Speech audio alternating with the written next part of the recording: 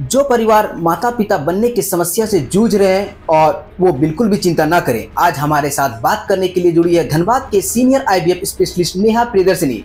मैं आपको बता दूं कि नेहा प्रियदर्शनी पिछले 10 सालों से उन दंपतियों के परिवार को माता पिता बनने के सपने को साकार कर रहे जो नेचुरल तरीके से नहीं बन पा रहे हैं।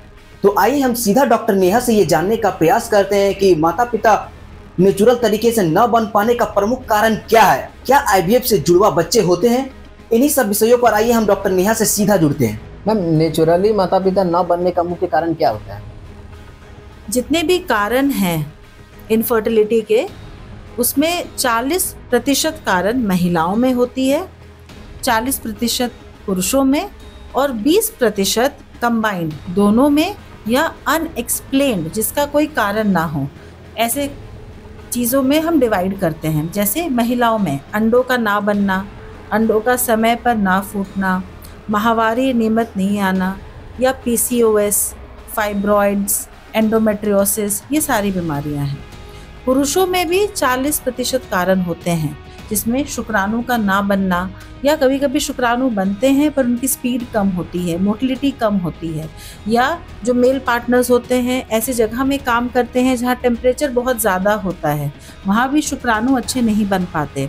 या वो आपने सुना होगा कि जो लोग अल्कोहल लेते हैं, तंबाकू, बीड़ी, सिगरेट, शराब ये सब लेते हैं, ऐसे पुरुषों में शुक्राणु कम बनते हैं। तो शुक्राणु मतलब सुधारने का क्या तरीका है? देखिए, सबसे पहले तो लाइफस्टाइल मॉडिफिकेशन।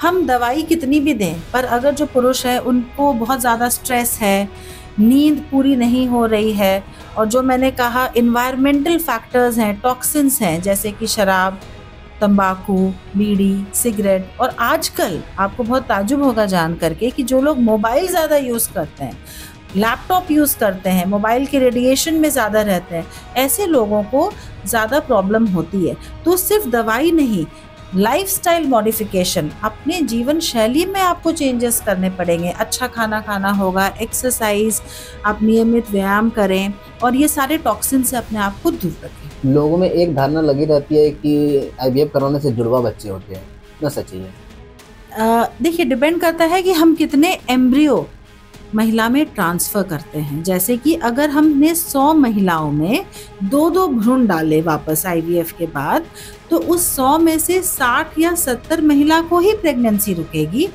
और वो सिंगल प्रेगनेंसी होगी। मात्र 10% महिलाओं को ट्विंस या जुड़वा प्रेगनेंसी रुकती है। तो आईवीएफ करवाने का सही उम्र भी कुछ होता है क्या?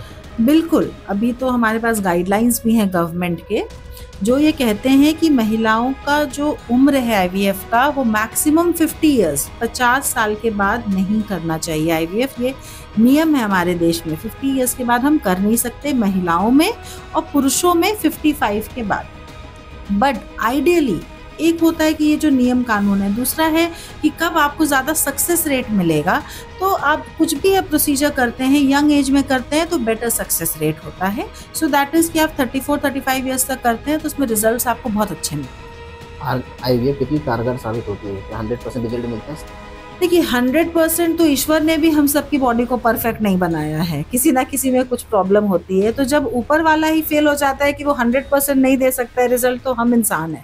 और ये एक साइंस की टेक्निक है जिसको हम यूटिलाइज करते हैं कि जो आपकी प्रॉब्लम है हम उसको ओवरकम कर सकें। जब हम 100 बार ट्राई करते हैं तो 100 बार में हम 100 बार तो सक्सेसफुल नहीं होते, बट कोई भी प्रोसीजर जब हम 100 दफ़ा करते हैं तो 100 दफ़ा में 100 बार 100 मार्क्स हमें नहीं मिलते।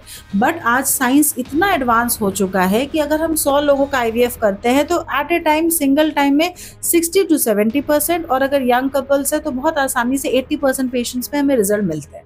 ऐसा कोई पेशेंट आते हैं जो बोलते हैं कि हमने सब चीज़ करके देख लिया, डॉक्टर से ट्रीटमेंट करवा के भी देख लिया, फिर भी नहीं हो पाया, तो अब आप ही कुछ कीजिए? मतलब बिल्कुल बिल्कुल, एवरी डे, हर दिन हमारे आउट पेशेंट डिपार्टमेंट में ऐसे पेशेंट्स आते हैं जिनके पास रिपोर्ट्स की थान होती है। इतने इतने रिपोर्ट्स लेके आते हैं कि मैडम हर जगह ट्रीटमेंट करा लिया, सारे टेस्ट करा लिए, सब नॉर्मल है। और ये ताज्जुब की बात है, आपको जानना चाहिए कि लगभग 10 से 15% लोग, ये WHO का आंकड़ा है जो कहता है कि हमारे देश में 10 से 15% रिप्रोडक्टिव एज ग्रुप के कपल्स हैं जिनमें कारण नहीं पता चलता और वो प्रेग्नेंट नहीं हो पाते। वो एक बहुत बड़ा चंक है जिसको अनएक्सप्लेन्ड इनफर्टिलिटी बोलते हैं, और उसका भी ट्रीटमेंट है, समाधान है। अधिकतर देखा जाता है कि घरों में लड़कियों को ही ब्लेम किया जाता है कि प्रेगनेंसी तुम्हारे कारण ही नहीं हो रहा। तो ऐसे घरों को क्या कुछ कहना चाहेंगे आप? मैं सिर्फ इतना कहना चाहूँगी कि ताली कभी भी एक हाथ से नहीं बजती। हमेशा ये एक ऐसी चीज़ है, ये एक ऐसी गाड़ी है जिसमें 2 पहिए हैं। हम सिर्फ एक पहिए के ऊपर पूरा लोड देंगे तो गाड़ी नहीं चलेगी, दोनों पहियों का चलना चाहिए। ऐसा कोई, मतलब एक लास्ट क्वेश्चन, ऐसा कोई आपने जो डॉक्टर का काम को अपने हाथों में ले रखा है, तो जिनका भी बच्चा हो जाता है उनका फिर ये कैसे रहता है, बताने की? मैं आपसे एक इंसिडेंट शेयर करना चाहूँगी। एक हमारी पेशेंट है 44 इयर्स ओल्ड, उनके पुत्र का जो कि इंजीनियरिंग के छात्र थे, एक रोड ट्रैफिक एक्सीडेंट में डेथ हो गया और फिर उन्होंने बहुत इलाज कराया, बच्चा नहीं रुका, 2 साल कहीं इलाज कराया, फिर हमारे पास आई, हमने IVF किया और उनको पहली बार में जुड़वा बच्चे हुए, एक लड़का और एक लड़की। जो खुशी मिलती है पेशेंट्स को, ऐसे पेशेंट को जिन्हें सही में लाइफ में, जीवन में एक सहारा चाहिए, एक मोटिव चाहिए फिर से जीने का, जिनको इतनी बड़ी प्रॉब्लम हुई है, तो ये जब हम काम करते हैं IVF का और ऐसे पेशेंट्स जब खुश होके जाते हैं तो हमें लगता है कि हम शायद कुछ अच्छा कर रहे हैं। आजकल समाज में लड़का और लड़की की बहुत मतलब अलग धारणा देखा जाता है, तो IVF करवाने के बाद यदि लड़की हो जाता है तो ऐसे में कुछ कोई? देखिए, मेरे पास तो ज़्यादातर ऐसे पेशेंट्स आते हैं जिनके बच्चे हैं ही नहीं, एक भी नहीं, उनको लगता है कुछ भी हो, एक तो बच्चा चाहिए। और जब मैंने 10 साल पहले शुरुआत किया था तो आपने सही कहा, ऐसे भी पेशेंट्स आते थे जो ये पूछते थे आगे से आकर के कि लड़का ही होगा ना।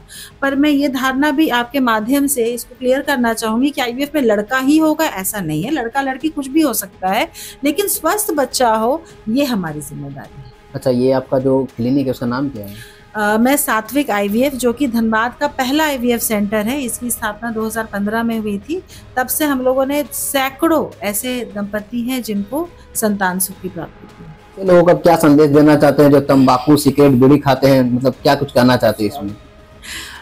अभी कुछ दिनों पहले भी एक पेशेंट हमारे पास आया था जिसने अपने सारे रिपोर्ट्स दिखाए, सब में शुक्राणु की जो स्पीड बहुत ही कम थी और बहुत महंगी महंगी दवाइयां ले रहे हैं, कुछ इंप्रूवमेंट नहीं हो रहा है।